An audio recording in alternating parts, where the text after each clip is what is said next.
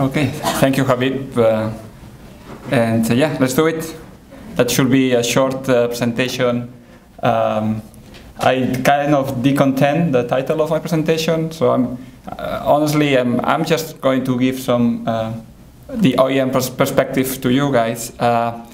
Regarding design challenges, I mean, there is all our partners that we are working right now in the US are on the table, and you are much more equipped than I am to present what are those design challenges. So I will let you lead the conversation, but I have prepared a small number of slides. I have some message to share. Hopefully some of them are the same level of Henrik, but I think there are some interesting things I would like to share with you. So I'm going to go from 1 to 6. I have some initial thoughts I want to share. I will do also like the marketing talk. So what I'm hearing from the marketing people, which is important. And also I want to share with you, I think I see here a lot of the floating industry, some floaters developers. So also how I see from my side, all of you, what happens with the wind turbine, how we see it from the wind turbine, some design challenge and recommendations. Initial thoughts, I think one thing that has been already said today is fixed versus floating. And I think it's fair to say that fixed will be evolved, and what was not possible to be done with monopiles 5 years ago, now it's possible. And then we have now the XL and the XXL monopile size. So I think we are going to see how fixed offshore will going to penetrate more in the waters. And because of the economies of scales, learning curve, and there is innovation and R&D going on fixed. So we can expect this happening. I was expecting right now that jackets will be dominating the installations in Europe, and it is not. Monopiles are still there.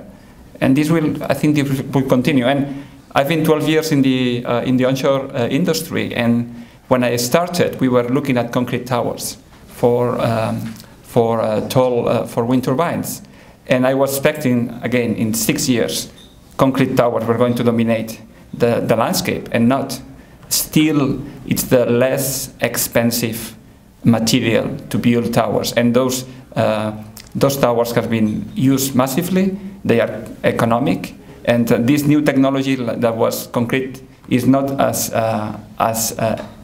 used as I was expecting. So what is the state of the art is maturing. And again, we've been very successful in onshore wind. It's impressive what onshore has been able, and now it's in part of the mix of the industry. Offshore wind is becoming a reality. So we have, out of the 380 gigawatts of installed capacity, we have 8 gigawatts of offshore fixed, and then we have 5 or 6 megawatt of floating right now. So, I mean, we are, if you want to say, we are also fighting each other. The three versions of wind is going to fight. And then another final thought to share with you is about when the offshore wind started, the size of the wind turbines were relatively small. So to deploy prototypes and to deploy pilot projects was something, even at the time, I presume could be handled a certain way.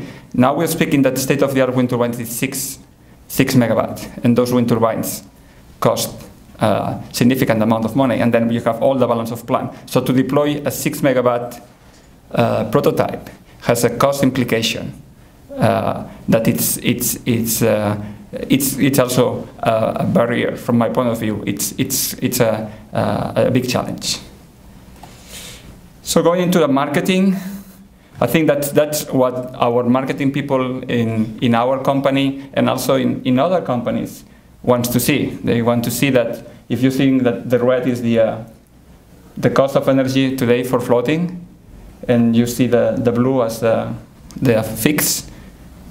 They want to see that there is a case that we can reduce the cost in a way to be in a same position as fixed offshore. If not, a developer or an investor is going to put the money in a project that has the lowest cost of energy. So floating needs to go into the same level. And how do you do that? I mean, this has been already said today. So cost of energy is a combination of 4 factors, and that are production, all the capex, OPEX, and the finance element. So floating offshore wind can bring resources that cannot be tackled with fixed, and they have higher wind speeds. So this is a direct positive impact in our LCOE. I think this is obvious, but we need to remember that. That's the benefit of the floating wind, and this is the nice history of floating wind. In terms of capex, right now we know floating foundations are more expensive than a fixed solution, and this is one of the heavy lift for this technology. And on OPEX, we feel like, depending on the technology, we can have some benefits. If there is a big overhaul needs to happen, you can tow out. But as Henry alluded, we are building this industry to have very few major repairs. We want the wind turbines to be reliable, and we want the jackets and now the floaters to be reliable. We cannot afford flaws on the design or the manufacturing. So OPEX at the end should be a small part of the equation. And then we have the financing, and financing will not be easy. I was involved in part of the financial close of Block Island, and the owners' engineers and the lenders' engineers are really, really demanding, and they are not satisfied with R&D and with some, correlations. They are very demanding, and they are the ones that say yes to the bankers. So finance it's very important, has even a cost in the LCOE as well. Okay, moving on. What we see as Alstom the market, so we see that there are 3 regions right now where floating can evolve, and then they are marked here. Primarily, we see that the US and Asia, in Japan, we can have some sizable market. Again, if we compare floating market right now, look in 2030, and we look at the market for fixed offshore, this is a small size market still from our perspective. And there will be some developments in Europe. But again, this is 2025, 2030, far away. Return of investment. This is the question that our finance directors are asking every day, where I put my R&D dollars. And at the end of the day, we can use our dollars to develop new technologies, a floating solution, but the focus is definitely on engineering and execution of the current projects. This is where the focus is. This is where the resources are allocated at the OEM level, and where there is a short mid-term focus. And also we need to think about a new platform, and this new platform, we're speaking about the 10 megawatts. So to develop a 10 megawatt wind turbine, it's really a massive effort that requires massive resources, and it's a long process. So again, it's very challenging for the OEM, as we already alluded, that we have a high appetite to enter into floating because of all these reasons, and because of the return of investment is very far away right now.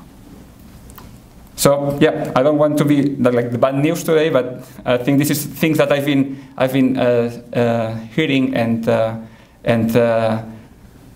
suffering as well, because I'm an R&D guy and I'm an engineer and I love all this advance and looking ahead. But then we have the reality of the business. Moving on the third part of my presentations, foundations. And this is, I borrowed some slides from Carbon Trust. Thank you, Mark. Very impressive document. I recommend everybody to download it and read it. It's a very nice piece of work, and it gives a lot of information. So we have the three suspects: semis, TLP, spars, pros and cons. And I think nice, at least here, you can see the LCOE breakdown, and seems to be they are neutral, and they is very equal a lot. Some pros and cons also for installation and operations. And nice to see also that there is this tendency, this is cost of energy for prototypes, pilots, and commercial. And the trend is going into something below $100 megawatt. This is my nightmare. And it's my nightmare because we have three technologies, but we have different number of vendors. This is not probably up to speed. There are other, I'm probably missing something, but this is, and Henrik, yours is not here yet. But this is my nightmare because we have multiple vendors, multiple inventors trying to go down the route. And who am I going to partner with? Which is the right fit? And then you get this, just to look at one technology, you need to do a severe due diligence and the effort to do that. This is very complicated for an OEM. We started in 2009 looking at floating, and at that time we started working with MIT on a TLP concept. And we thought, we are going to build TLPs. That will be easy. Then we realized that, well, it was not so easy, and then Gloston came, and we started, working with Gloston. They were leading at that time. They were leading, and we were following, and we were working closer for the demo with ETI. And then recently, thanks to the French focus on renewables, we've been also starting to work with DCNS on the development of their semi-submersible, the DCNS CRED Foundation. And we are, again, trying again. But this is 3 spots out of 30-ish, 40-ish spots. So it's very hard for us. Then we have Siemens that work with Statoil and other collaborations, but there is one product, and Vestas did Principal Power. So we as an OEMs, we cannot provide prototypes to all of these vendors. This is really tough. Moving on, also on wind turbine perspective, I think this is no news for you. I think we have some appetite, and we are willing to redesign towers. We are willing, and we know we need to work on controls for floating. I think that's something we acknowledge that we want to do that. We can do that, but we don't want to pass up some of the technical limits of the wind turbine. So definitely we want to keep the wind turbine in an acceleration envelope that is not going to change dramatically the loads and the fixtures of our components. And obviously we don't want to exceed our ultimate and fatigue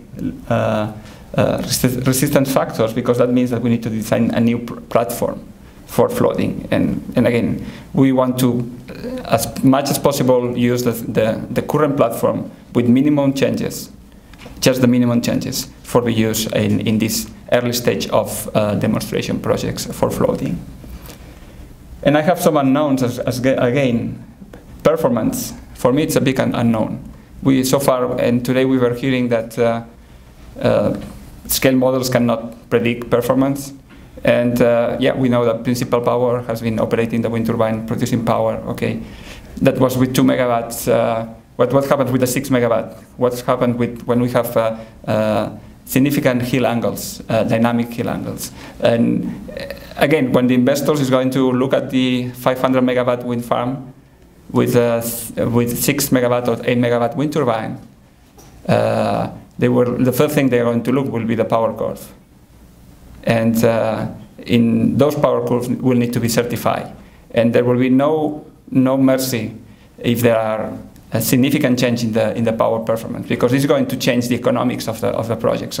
So performance for me it's a big unknown, and we need big scale 1-1 projects to understand what is happening with the performance of the wind turbine. We are fighting for less than 1%. For us and all the OEMs, less than 1% is a big loss for us. So it's a big thing. And again, certification. So we'll need to have our certification folks signing in on the design. And you can see to the right, this is what always we do. So we do our designs and we compare to the certification loads. And we really need to have keep our type certificates of the wind turbine in the envelope. There's also some interesting conversation going on sometimes. So the floater says we are wind turbine agnostics, and us in the OEM we want to say we are floater agnostics. And I think there must be some relation. I think we need probably, just to start progressing, probably some OEMs and some floaters will need to align, and maybe we have some relations like we had the direct drive versus gear. So there are two relations for offshore drivetrains right now. So I think we need to go into that direction.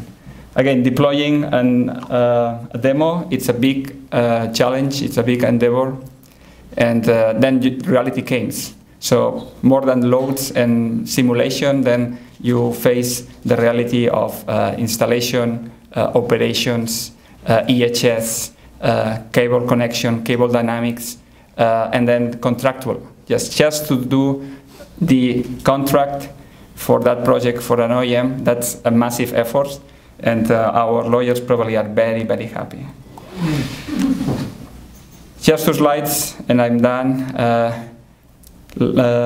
Design challenges. This has been discussed today. I think that from our point of view, there is still need for software development and integration. There is a diversity of software out there, and I think this can be improved.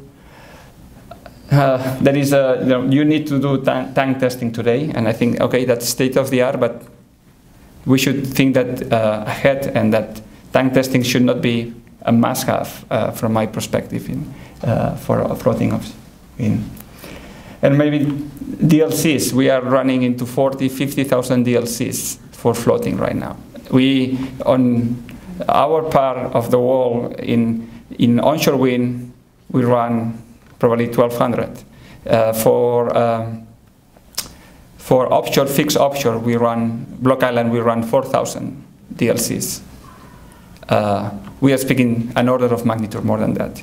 And working with fast, maybe that's okay, but working with more bladed Flex 5, that's starting to be a challenge for commercial, because this needs to be into certification, and I presume certification agencies will have also some issues with using non-commercial softwares. System level, some of the challenges, obvious, dynamics, motions. We think that controls probably need to have a fresh look, closed loop controls, because we are also getting to the limit of what the pitch actuation can do, what the torque control can do. I mean, we can do up to a certain point, we cannot do. These actuators have some limitations as well. And just for closing, this could be my very, naive roadmap for floating offshore. I think from LCOE we need all to think that focus that we need to get to the same target LCOE that fix. That's something that is needed, and this is having access to high wind resources. It helps. And also we need to standardization of floating foundations. We cannot live with 25 concepts and the 1, 2, 3 final concepts, they need to be very modular. They need to be very, they need to be produced in a serial production way in order to reduce the cost. We need tools, and we need fast aid. I think that all my engineers are complaining that fast aid is not mature, and I know some people are smiling, so we know that we'll push from our side to get that advanced. It's amazing how much fast was a tool, but when you see a floating, fast is the tool now. It's worldwide. It's the tool, the isoelastic tool for floating. So I think as an industry, we need to keep pushing that this tool, amazing tool, gets developed. And I think we need to focus on innovations, and as we are doing a lot of controls, I would say controls should be one part of the equation. In terms of the platforms, the floaters, there is a need of consolidation, partnerships, collaborations. It is a lot of silos. There's been a lot of silos, a lot of inventor approach, a lot of IP, but we have 2 demos. So there is a need of collaboration. I'm starting to see more collaboration in that map, and this must happen. This forum, Habib, I think it's very good. That's what we need. Because again, the onshore and fixed offshore, it's doing their job, and really well, by the way. And then, again, from my perspective, a scale model is needed, intermediate scale model are needed, but we need demonstrations and we need pilots. There is no way without demonstrations and without pilots that this can be commercial, from my perspective. So that's a message for DOE. They are not here, but definitely the demonstration program in the US needs to continue and needs to fund a floating project. That's very needed. And in terms of the economics, I think the public funding, it's been instrumental here to move on. But again, with the scale of investment is needed here, maybe we need to be more innovative and go into the VCs and go into the Bill Gates, go into the Googles, and try to get them excited about this technology and bring in the capital that can help to do all that. Because again, the industry from the OEM perspective is not going to put $100 million for floating as I see it today from my vision of the world. Okay. Closing remark. This has been already shared with some of you in the past, but this is my my summer vacation in Alaska. This is a glacier in close to Juneau, Mendahal Glacier, and this glacier is going to disappear in 35 years from now. There is no way this glacier is going to stay, and this is because of climate change. So I think we are all here for fighting that very difficult fight of changing the dynamics of our Earth. And I think offshore wind, floating offshore, wind, renewables are part of the solution. So thank you, and let's go for lunch.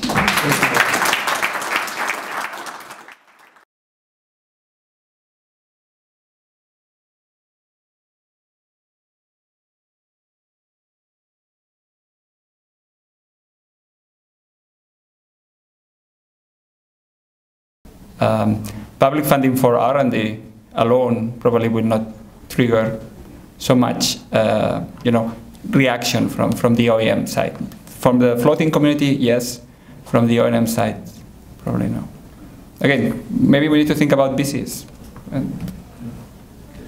One quick observation, just back to Charlie's original question, and that's look at the oil and gas market. I mean, why? There are different devices for cost and operational concerns. There is a design spiral that's going to take you from that to what's existing today in the oil and gas market.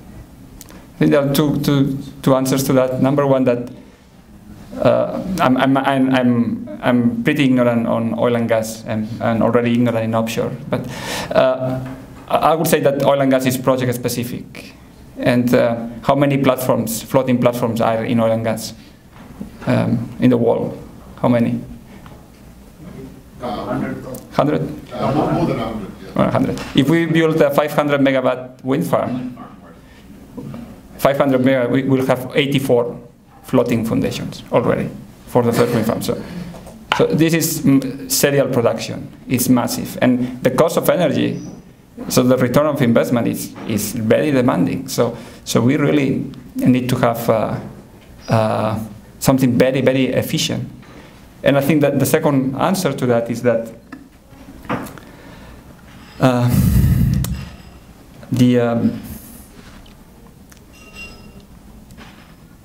what was I lost my track now. Yeah, I think it's time to read. But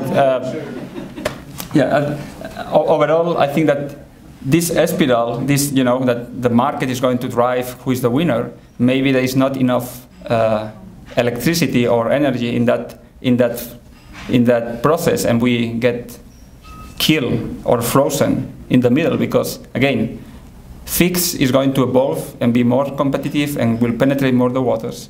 And wind onshore in the US is still massive. We are installing 30 gigawatts of onshore wind this year in the US. This is more than all installed base capacity of offshore in Europe, in the world. I mean, onshore wind is also very aggressive, and cost of energy are there. I mean, we have transmission lines, okay, but so is there going to be enough energy to select the winners? This is for me a question. Sorry. Thanks, Alex. Yes.